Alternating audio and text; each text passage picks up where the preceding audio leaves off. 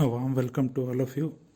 अभी हम लोग एक ऐसा क्वेश्चन कंसीडर करने वाले हैं जो कि अगर आप न्यूज़ अच्छे अच्छे से पढ़ते हैं तो आपसे इजीली बन जाएगा। और हम लोग ये भी सीखने वाले हैं कि आपका अप्रोच क्या होना चाहिए कि आप लोग एक क्वेश्चन से कैसे अपने नॉलेज को बढ़ाएं ताकि आप लोग के तैयारी में हेल्प हो। तो क्वेश्चन क्या है? Why is there a great concern about microbeads that are released into environment? पहला ऑप्शन है they are considered harmful to marine ecosystem. दूसरा है they are considered to cause skin cancer. तीसरा they are small enough to be absorbed by crop plants in irrigated fields. और चौथा है they are often found to be used as food adulterants. तो अब अगर आपने न्यूज़ अच्छे से पढ़ा था तो आपको पता होगा कि माइक्रोबीट्स जो है मरीन इकोसिस्टम के लिए काफ़ी हार्मफुल है। तो इसका आंसर हो जाएगा ये। तो हम लोग अब अच्छे से एक्सप्लेनेशन पार्ट को देखते हैं और समझते हैं कि हम लोग ऑप्शन से कैसे अपना आगे की तैयारी को अप्रोच करें।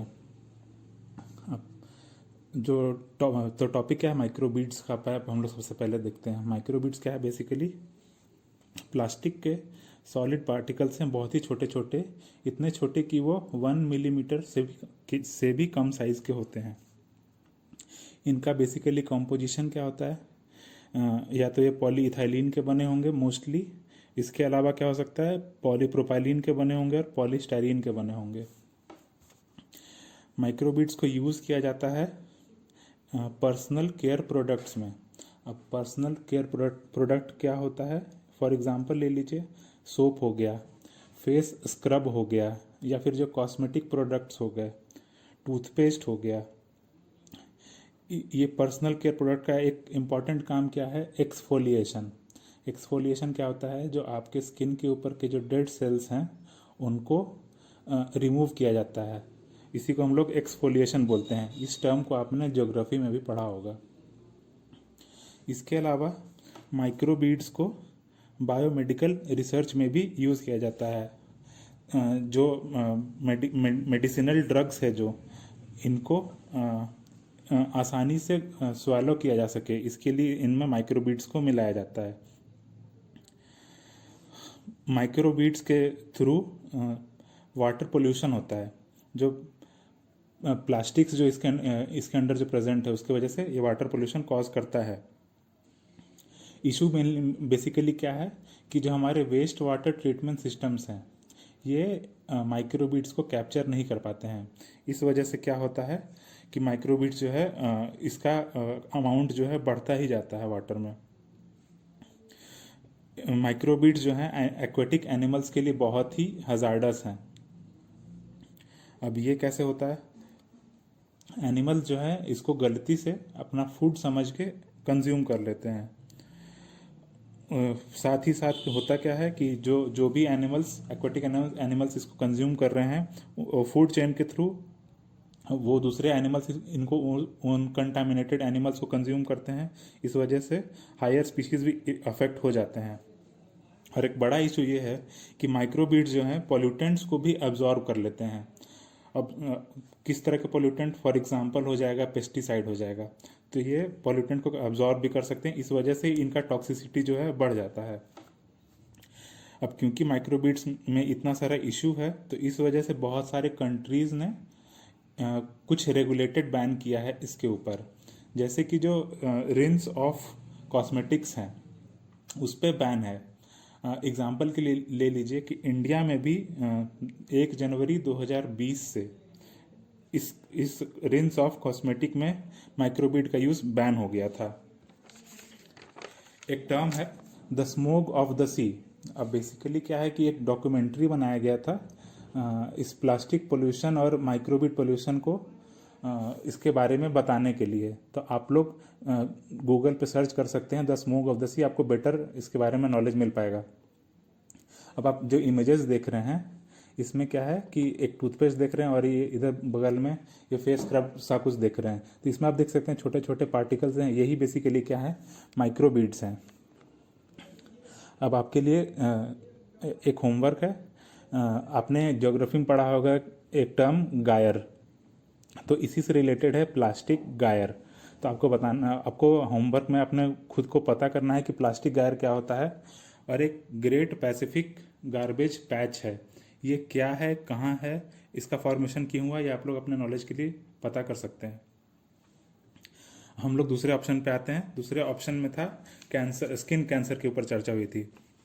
तो कैंसर क्या है? बेसिकली सेल, एक सेल जो है नॉर्मली वो उसका एक लिमिटेड लाइफ स्पैन है, हर कुछ कुछ दिनों के बाद उसका डेथ हो जाता है। सेल डेथ को हम लोग क्या बोलते हैं? एपोप्टोसिस।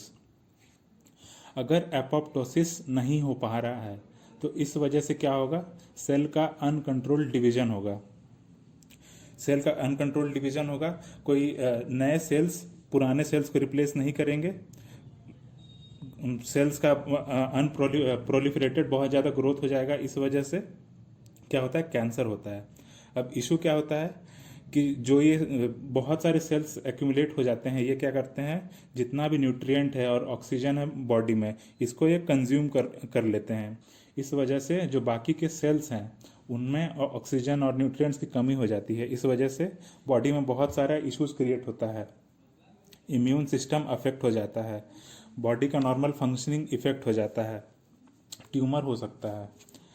हम लोग कैंसर को कैसे ट्रीट करते हैं? कीमोथेरेपी के थ्रू ट्रीट करते हैं। कीमोथेरेपी के अलावा रेडिएशन का भी यूज़ होता है थेरेपी के लिए।